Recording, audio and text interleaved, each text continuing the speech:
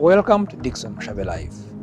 In this episode of the Business Mirror, I bring to you one gentleman whom I've seen grow his law firm from just a small law firm to one of the best in Uganda. They've won awards, they've won accolades in Africa. But the most thing I want us to talk about today is partnerships. If you're new to this channel, please subscribe, hit the bell button, and just wait for much more that is going to come your way. Now, my story, I lost 3 companies because of partnerships.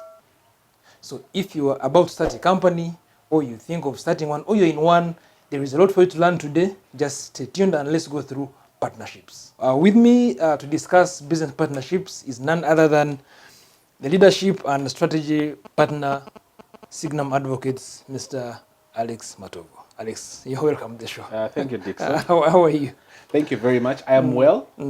I'm glad to have the opportunity to share on the Business Mirror. Okay. An idea that, of course, you've shared with me, and, seeing it start off and, reminds me of the days when we started the business that we are running. So I'm glad to be here. Just a brief about yourself and the firm and generally, so that we get to know who Alex is and what you're doing at the firm, and basically so that we get to understand exactly what you do. Okay, thanks, Dickson. My name is Alex Matovu, as has already been mentioned. I am a lawyer by profession, but I'm also very passionate about human capital development. Okay. I know that human resource or people are the organizations or companies' greatest resource. And so I'm very keen on personal development, management, and leadership growth. And that's why I'm the leadership and strategy partner here at Signum. Okay. But I've also worked elsewhere before. I didn't, it wasn't that when I left school, I immediately started a business. Okay. I have a background of having worked with another law firm. I've actually worked with an accounting firm. I've worked with a law firm before I came to start Signum. So I have an understanding of what it means to be employed. I have an understanding of what it means to be employed and to have no idea about how to run a business. And basically seeing what has happened now, I think that it's a story that, is worth sharing. And for me to pick a few things here and there, especially when it regards or comes to doing business with other people. Yes. Yeah, so that's my background, really. That's your background. Yeah. Okay. I'd like us to delve right into partnerships. Yeah. You've mentioned that you've worked in companies before which had partners. Yeah. You came and formed Signum Advocates with your partners. Yes. Many businesses have failed. Yes. Myself, I'm an example. 3 have failed because we didn't agree with my partners. Yeah. We had different expectations.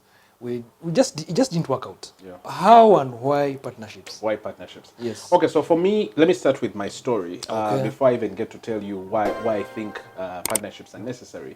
So basically, I left school at about 22, 23 years. Yes. And then I decided that it would be necessary for me to, go and practice law. But of course, I'd started working with a law firm in my first year. That's 2006. Okay. That's when I first worked in a law firm. Of course, not doing legal work as such, but just getting that training and apprenticeship that I managed to get while at the law firm where I worked. Now, interestingly, I think that while at that law firm, I was never taught about how to run a law firm. Yes, I observed things from a distance, but I did not get to be, intentionally mentored or deliberately mentored to understand how to run a partnership. And yet it was a partnership. Okay. So for law firms, in most cases, they'll start as sole proprietorships or they'll start as partners. 2 partners, 3 partners, and even more. Across the world, there are firms that have over, almost 1,000 lawyers across the world. And these are groups that have opened across the world. Okay. So I remember in 2011, when I finished my bar course, I worked, I think, for about 2 years. And I was dealing with or working with gentlemen who are in different law firms, but they were my friends. We had a group of 5 gentlemen, and we still have the group.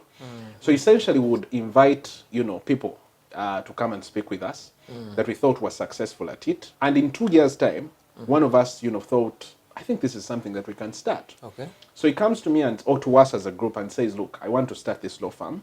But of course, we still have, that fear. We are young. Back then I was 20, I think I was 26, he was 27. And that was the age group of the group that we had. So it wasn't really to us something that would be a possibility. Okay. So I remember asking him and said, look, yes, you're thinking of starting a law firm, but are you sure we'll succeed? And he told me, you know what you're asking me, what you're saying is what many people that have asked are asking. I'm looking for one person who will ask me, what if we succeed? Because I've had everyone ask, what if we fail? Now, for me, that hit me hard. I remember 2013, yes, I had the idea, but I don't think I was very resolute in saying, let it start 2014.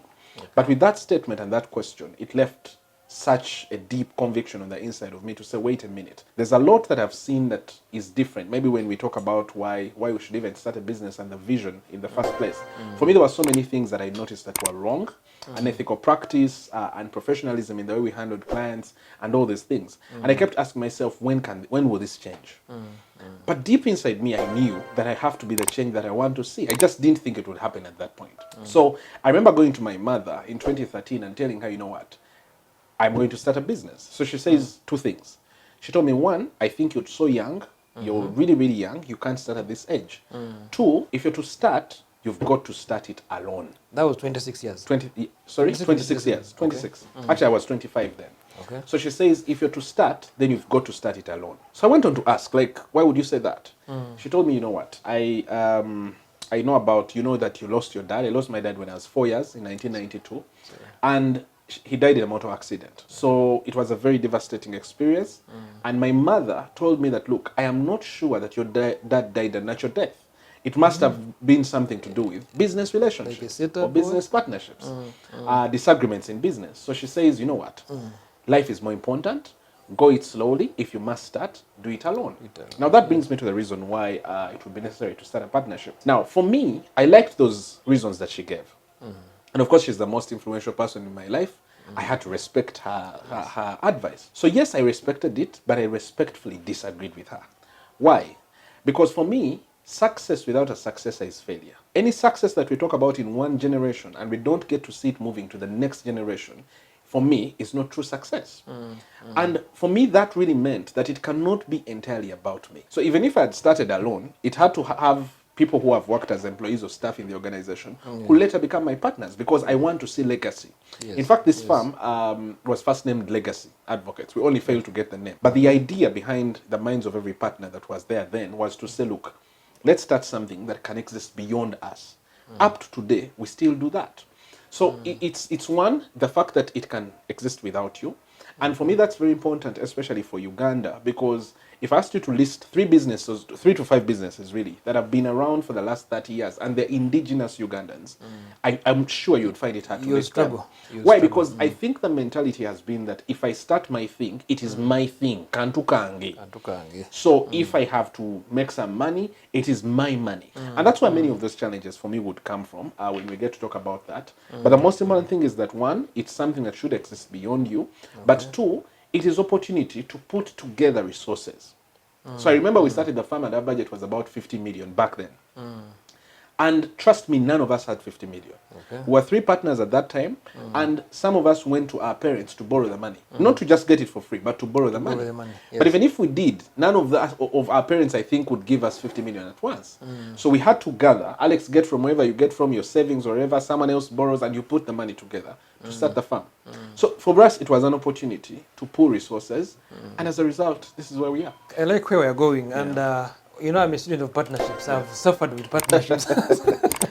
So I'm enjoying the conversation so much. Challenges, of course, like everyone's fears, there are challenges. What are those challenges that are likely to come up in a partnership, and how maybe could we avoid them? Okay. Now, of course, it would be a lie for anyone to tell you that this is a smooth ride. I remember a time I mentioned, a lawyer asked me to meet with them to talk about partnerships. They had struggled or they're struggling, and they said, can we have a conversation? So we spoke, I think, for about an hour. And then as we're closing, I told her that, look, what we do in our partnership is that all resources, all income is farm income. Yes. What that means is that we have a farm account versus our individual accounts. There's no money that goes to hit my individual account as a partner before it goes to the farm account. It's the farm that pays me. Now that's not African. Yes, because it's my business. It's like someone coming to your family and telling you that, you know, you're earning all this money, but it has to go through another account to come to yours. It doesn't make any sense. In fact, this lady told me, you know what, I hear everything you're saying, but I don't want you to tell me the ideal. That's what we all want. Don't tell Yes. me the ideal. Tell me the real thing. What do you do? For me, that was very funny. In fact, when I came and told my partners, everyone laughed. Yes. Because we're used to it. Does that mean that we are naturally inclined to doing it that way? Of course not. Yeah? So I think that it takes a very high level of selflessness to handle the challenges. And everything that I'll talk about is really about that. That we are surrendering our rights for the good of all of us, and we shall ultimately have more rights. So if the rights here are financial, where are the concerns that people will have? The concerns are that I don't have autonomy, both in terms of finance, but also in exercising powers and making decisions. So what you find many people doing in their partnerships is they'll say, I'm partners with Dickson, but we only share the costs. So we Yes. share the costs, pay the rent, and everyone takes what they take home. We Yes, don't do yes. it that way here. Yes, I was coming to that. All All to the that, money yes. is farm money. I- Now, the challenge with that is that irrespective of who has made the money, Okay. and we can get into how then we do the sharing model and all that Okay, discussion. We can okay. have that. But I think the biggest challenge that people will have is a challenge towards their autonomy in terms of Yes. their ability to make decisions. Yes. But someone said, if you want to go fast, go alone. If you want to go far, go with others. With others, So I yes. think it's a choice for us to make, to say, I want to go very fast, autonomous, or I want to go very far with other people. As a result, you end up impacting the lives of others in the process. Last year, just to give an example, so last year I had an accident. I had an accident in a very, very, disturbing kind of situation that I went through. But I was down for about 3 months. And trust me, I could not come to work because both my legs were broken.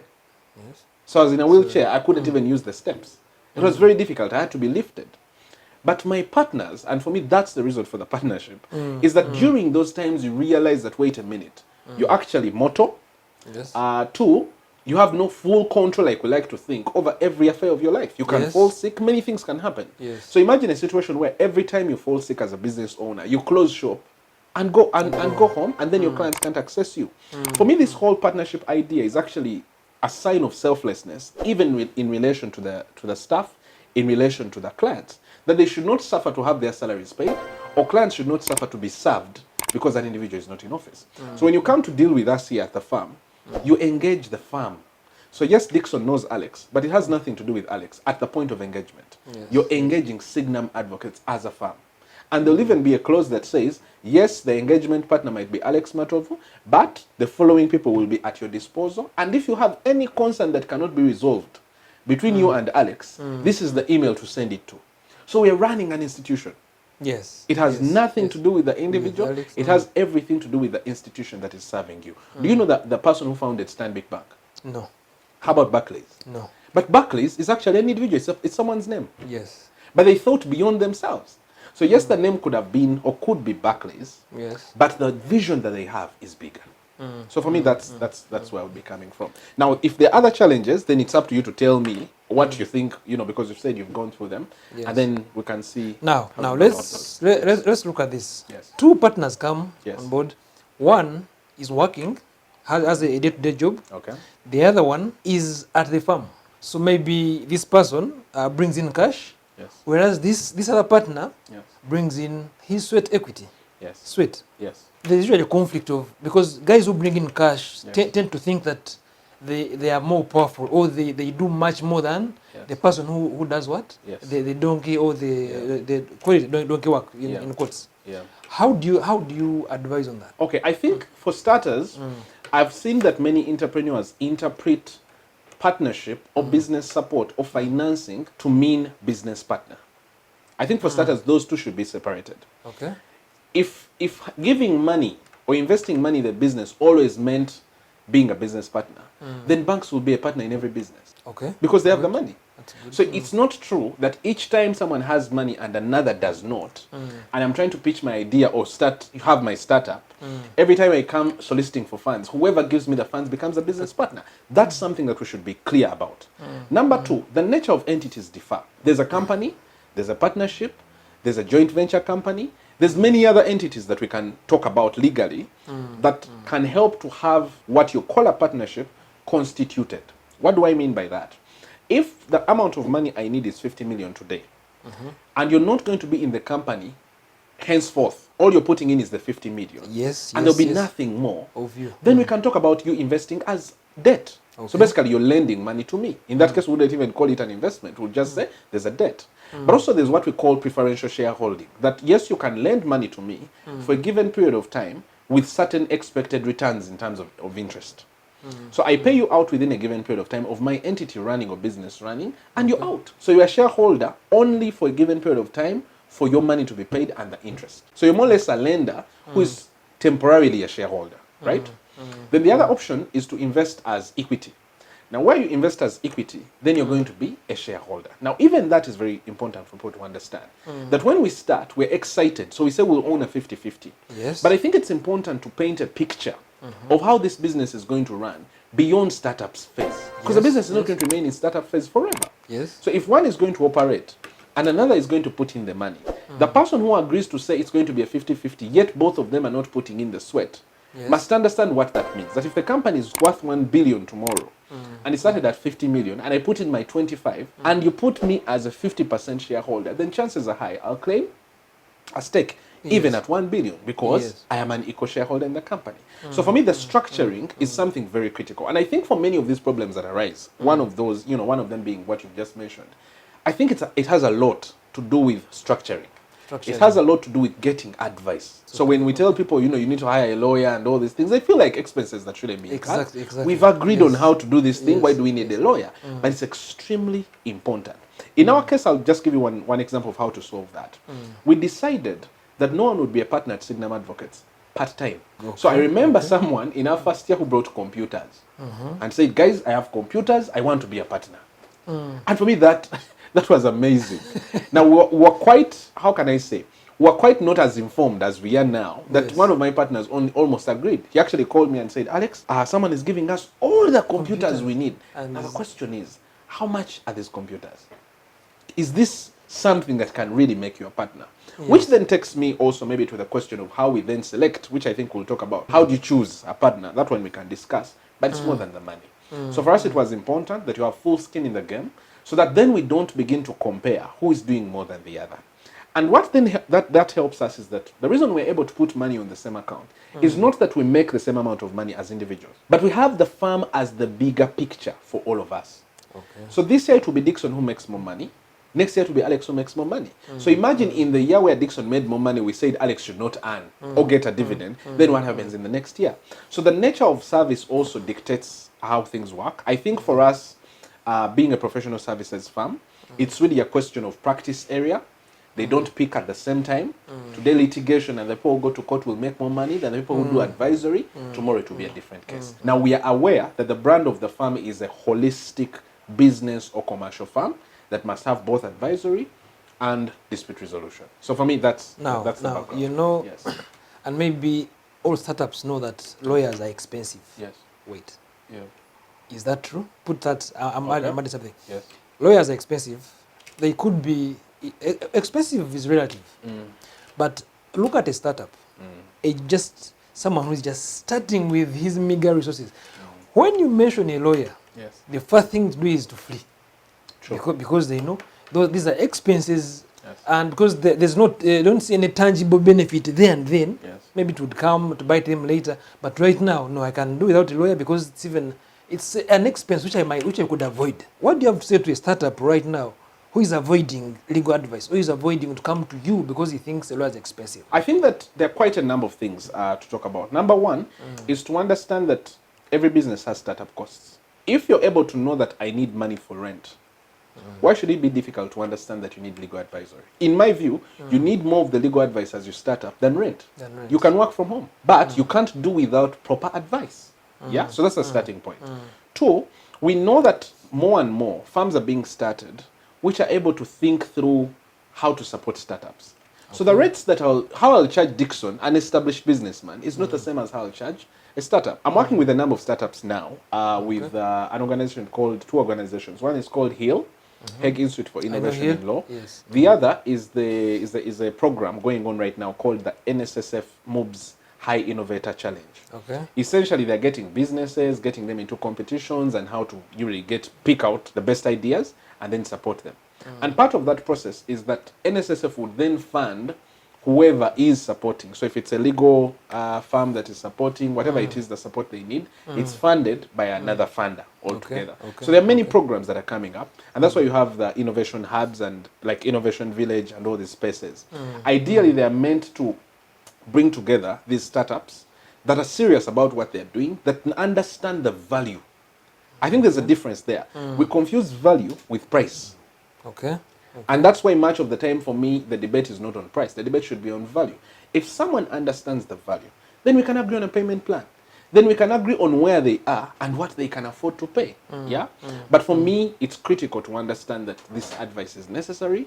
It's critical to understand that it's as important as any other expense, or even more important than any other expense. Not very many years from today. Yeah. I sent a request to a lawyer. I think I called him. Can we have a meeting and discuss this? Please share with me your email. He said, okay, fine, Dickson, we shall meet, but my hourly rate. Yes. What do you have to say about the hourly rate for lawyers? I think the issue with what people need to understand is that lawyers are one of those professions, or law is one of those professions that are highly regulated. So we actually have a law called the Advocates Remuneration and Taxation of Costs Rules. Okay. Those law, that particular law or regulations, basically guide on how a lawyer should bill. Okay. Now, billing by the hour is just one of the ways. It's not the only way. Okay. Now, in law, we say ignorance of the law is not a defense. In essence, ignorance of anything cannot be an excuse for you to fail to do what you're supposed to do. Yes. Now, I think that more and more, and I'm one of those that believe that it's important that all human beings are equipped with the basics of the law. Yes. So these laws are on the internet. Yes. So it would be important, even if you didn't check the law itself, just Google and say, how do lawyers bill or cost their services? Okay. One of them is hourly billings. Another is to bill a percentage of what is being dealt with that is provided for in the law. Okay. Another is to bill per assignment. So if, for example, I said I want to incorporate a company, you wouldn't tell me per hour. Yes. We just simply agree that this is the incorporation fee and it is capped. So there are different ways of doing it. Now, if I had your situation, that I wanted to meet a lawyer, I have a startup, do you know what I would do? I'll type my questions, send them, and say, how many hours would this cost? Why would I need a meeting? I think we are coming from a background where we are used to, I want to come and meet you, counsel, for the next 3 hours. But his time is paid for. So why do you meet me? And by the way, with COVID now, we even have learned the more that we don't need these meetings. Yes, physical. So for me, there's no way I would understand if you said, I don't know how long this would take. You have your questions. Just send the questions and say, how long will this take? But also, this is not the only lawyer there is. Compare. Yes. Much of the time when I state my bill and a client comes and says, you know what, I think I can't do this. Okay. I think I can try out elsewhere. I encourage them to try out elsewhere. Yeah, because I'm not the only lawyer there is. And that's not pride, it's just knowing your value. Knowing your value. Yeah. Let's now go to what you've achieved. Yes. What you've achieved in these how many years? Now coming to 7 years. Coming to 7 years. Yeah. Yes. So you've passed the 5-year mark. I Yes. should congratulate you because Certainly. you know some companies, because I'm sure the day you started, Yes, many other law firms started. by all means. But some, Yes. or maybe you could find half Yeah. are already down. Yes. Yeah, it's very possible. So Kongs on passing the 5-year mark. I see the 10-year mark very around Thank the you. around the It's corner. coming. Yeah, Yeah. sure. So now, what are some of the achievements that you feel? Because we want to share achievements so that we encourage someone out there that it's possible. Yes. Yes. Okay, I think I'll start with the least expected. Okay. So I'll start from down up, if there's Okay. any such a thing as ranking. Although for us, all our achievements are important to us and we glorify God for them. The first thing for me that is critical is that we've managed to pay all our staff without any complaining, and we have paid them on time. Now, that's not to mean our salaries are the best. No. But the reason why that is important to us is that for all of us as we're starting, the one thing that cut across was to say, look, there's this thing called no payment or very little payment, very low payment Yes. of salaries for staff in the legal profession. It's still something that is a big challenge. That it will not be one of those professions that you think are lucrative. If it is, then it's mostly for business owners, not employees. Not employees. So it was a norm. It's something that was known that, you know what, you don't get to be paid, you'll work with the law firm and they'll tell you, do your own cases, bring your own work. It's quite exploitative. And for us, that was something very critical. We would rather have fewer staff, but be able to pay them well. The firm has gone from 3 people to more than 15 lawyers now. Okay. And that cannot be attributed to anything but the vision the perspective of why we exist in terms of what the partners had in mind or the vision bearers. So for me, that's the first thing. But along the way, we've seen a number of things happen. We've onboarded clients that many have struggled for years to onboard. Okay. The kind of approach that we've taken to the legal profession is the progressive kind of approach to the law. Okay. So one of our values is we have relationship as one of our values, innovation and trust. Okay. But through innovation, we are talking about the possibility of providing a solution without giving the client excuses. Okay. Okay. And we've noticed that what were the issues? The issues were responsiveness of lawyers, the quality of work that they do, the speed with which they do this work. And for us, that's where the innovation has been. What other way can we take or approach can we take to make sure the solution is provided and it's provided on time? Our relationships with the people. So we normally say we're not transactional, we are relational. What that means is that we are not the kind that get excited about one brief or one payment that we make from a client. So that means our prices are customized to the situation that the client has at hand and the nature of the client that we are dealing with. And for us, that has really meant a lot in terms of mileage that we have managed to cover. So we don't run a loss-making business. We run a profit-making business. Okay. And we've seen our lives change, even as individuals. At an award level, we've been recognized by the university at UCU, Uganda Christian University, as a law firm of integrity and excellence. So they say we've excelled with integrity, and they like the fact that we are doing this the right way. I love the word integrity. Integrity. I think that's because in the profession, the good fraternity, the integrity. Yeah.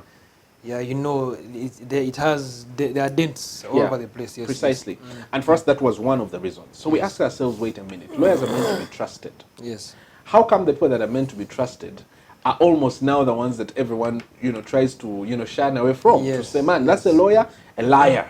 Yes. So we said, no, we're going to be lawyers and we're going to be telling the truth and we're going to be doing things the right way. Such that when we look back, it will not be about how much we've accumulated. It will be about how we did it. So for us, the ends do not justify the means.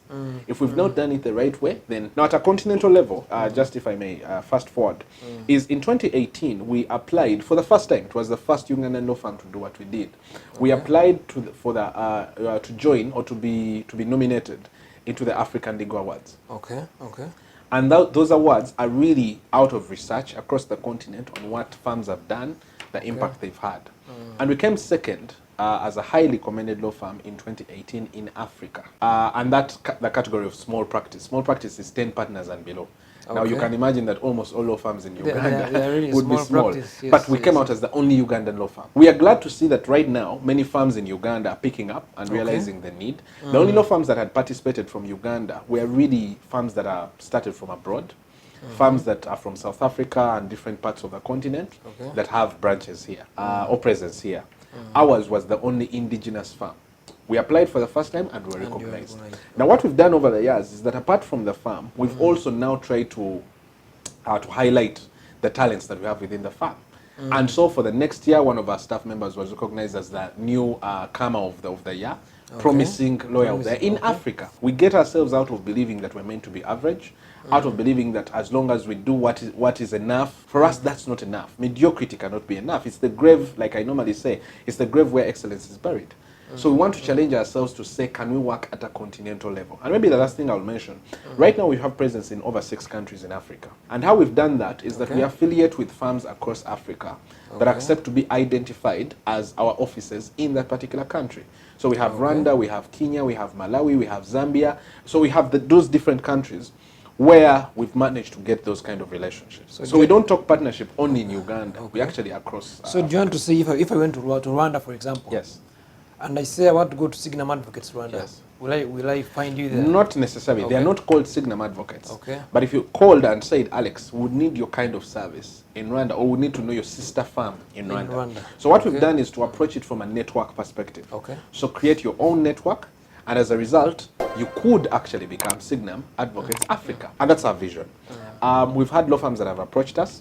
The only reason why this has not worked as fast as we thought it would work is that the standard that we set is really high. And so it's important that we get firms that are at the level that we want to be at in terms of vision, in terms of values, in terms of skill set. So we think that by working with them in a loose kind of arrangement, allows us to learn one another, them to learn us, we get to learn about them, but also to understand the size and the amount of businesses in these different jurisdictions.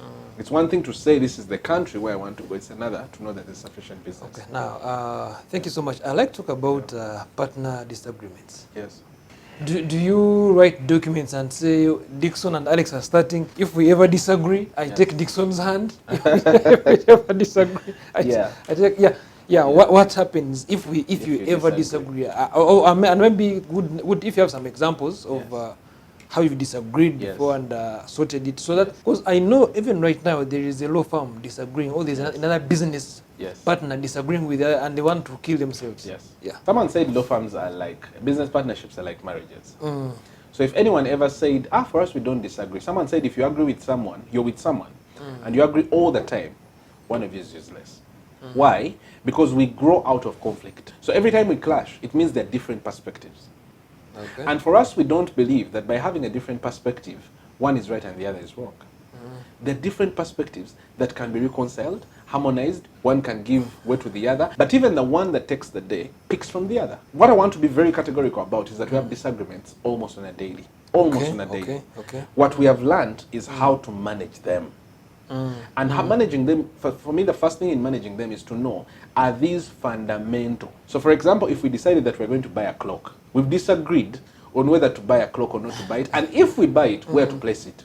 Yes. One time I was discussing with a friend of mine who happens to be a client of the firm, and I mentioned to him, he said, man, having a business partner is the best thing that can ever happen to you, because he has run a solo practice for about 20 years, very big in the industry where he is. So I mentioned to him that, by the way, are you aware that there are actually struggles that we deal with as well? Yes. And he says, are you sure? What kind of struggles? I think you guys have such chemistry. Because on the face of it, there's no disagreement. Yes. So I told him, let me just give you a basic example. Do you know you can actually disagree on what you agreed? So we're sitting in a meeting here, and we say, Dickson, this is what we are going to do. Yes. At implementation or sending out that communication of what has been agreed, someone sends you and say, by the way, wait a minute, we actually agreed on something different. Yes. Now, what we do as lawyers, for starters, is we have documents. And, partnership deeds. If it's a company, you have the memorandum and articles of association, whatever it is that you come up with as a document. If it's a joint venture, it will be a joint venture agreement. There are documents that will help to give the basics. Okay. But we all know that when you're getting married, because I equated it to marriage, or compared it to marriage, that when you're getting married, where do you sign on the details of the marriage? What do you say? You sign on your name? Okay. Does it provide for who will buy the food, who will go to work, who will take care of the children? That certificate that you sign, it doesn't. It doesn't. So the thing is this, that a true partnership is what exists beyond the documents. But people change. And guess what has happened? So people change, and I agree that people change, but we've seen one of our partners depart and leave the firm and joining another firm. And we keep seeing it every single day. But I think what we have decided for us is to not lose focus of the big picture. Yes. Let's not lose focus of the big picture. That what will not matter 5 years from now should not break us. Okay. So by the time we say we really can't work together, it must be such a divergence in terms of direction that we want to take, or what we stand for versus what another stands for. Whatever it is that is a disagreement, it has to be something solid. But for me, it's important that we are together. Our total, the summation of who we are, is better than the individual units in the group. So the disagreement is not about the clock, really, as in the clock won't kill the company, whether it's there or not. It won't. The company will go. Okay. Yeah. All right. Now, any advice to young entrepreneurs or startups? Yes. On partnerships. On partnerships. Any advice to someone who is starting today? Personally, I've come up with, I normally say I'll patent it. Of course, it's a joke. But I've come up with a formula that I give entrepreneurs. And I say, guys, if you follow these 3 things, or if you mind these 3 things, chances are high whatever happens thereafter will be manageable. Okay. The first thing, I call it the VVS formula. So the first thing is values. The second is vision. The third is skill set. Okay. What do I mean by that? So by values is what a person is, what a person stands for, what they can't break. Now that means they won't be challenged. That doesn't mean they won't be challenged in those areas, but it's what they really stand for. And trust me, that's the most difficult part. People think the most difficult part is to paint a picture of the preferred future, which is what vision is. So, you spend a lot of time painting the picture. You say, this is the kind of farm we want, this is what we want to achieve. You spend a lot of the time on the business planning. But the actual thing behind the thing is the relationship that you share as the partners. And that relationship is hinged on what you stand for. So if I'm the kind that likes to tell the truth, if I'm the kind that likes to do things without paying a bribe, if I'm the kind that believes that when we promise something, we must deliver, trust me, the reason we spend sleepless nights sometimes on clients' work is not necessarily because they're paying more, or that if we lose them, the business wouldn't stand. It's because we gave them our word. Your word. Yes. Now, if for another person that does not matter, it will not matter which kind of picture of the future you have painted. It will be very critical what they stand for and whether what is important to you is important to me. If the two conflict, then you can't stand. So for us, you stand on something as an individual, and we ascertain. And of course, you can't have 100% confirmation of what I stand for, I don't, because our hearts are hidden from us. But for me, that's the reason then why we do not get into partnerships suddenly. It's like dating, that you don't meet someone today, you say, I think they're beautiful, you get to marry them the next day. You date them, you try to understand who they are, you try to understand what they stand for, you try to understand what really matters to them. I'll give an example of a friend of mine who is looking for a business partner. So she comes to me and says, look, I met this lady, and I think someone has connected us. I feel this thing that I think we can work together. But she says, there's this thing that is making me, forcing me to hold back. We're having a conversation, and she asked me about how much I pay my staff. Yes. And then, she mentioned what she pays. And then she says, wait a minute, is that how much you pay? I think that's too much. You can't be paying people that kind of money. Yes, yes.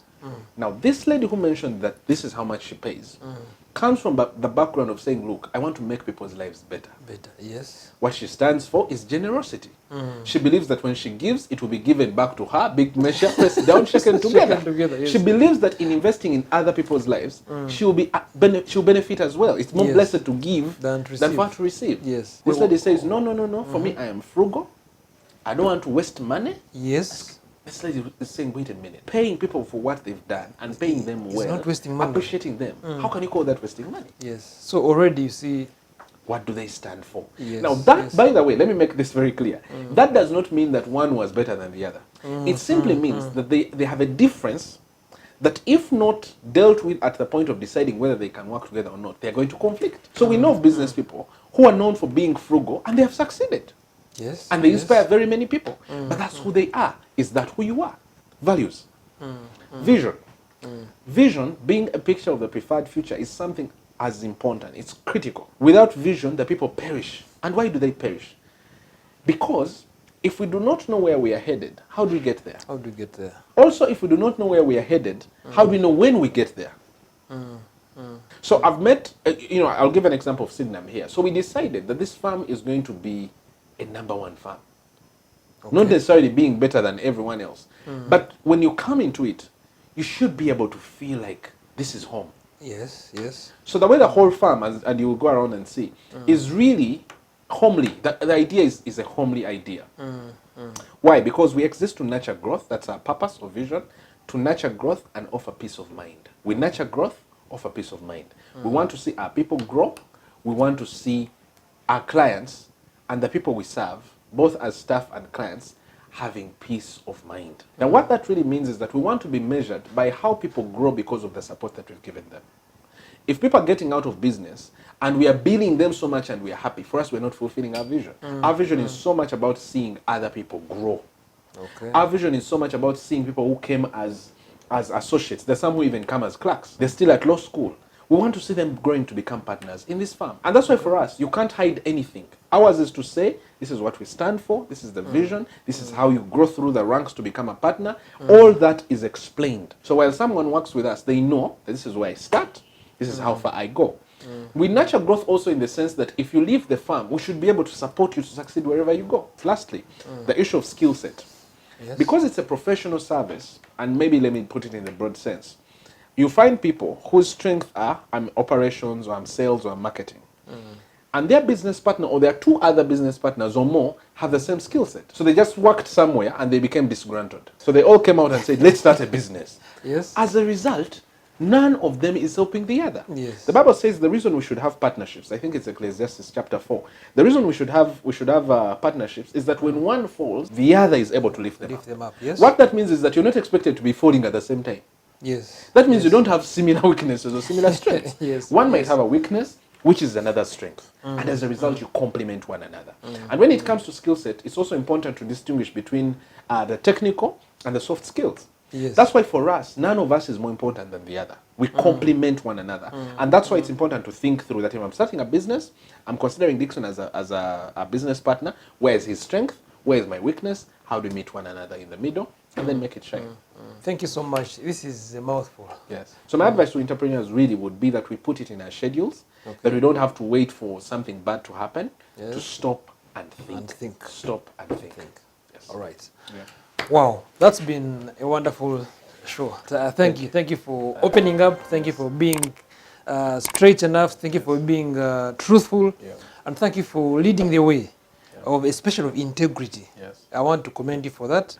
Thank you for staying this long on the Business Mirror. If you're new, please subscribe to Dickson Mushabe Live. There are many more episodes coming. There's much more we have in stock for you. Just keep it to this channel, and trust me, we shall transform this nation and the world together. Thank you, and God bless you. Bye-bye.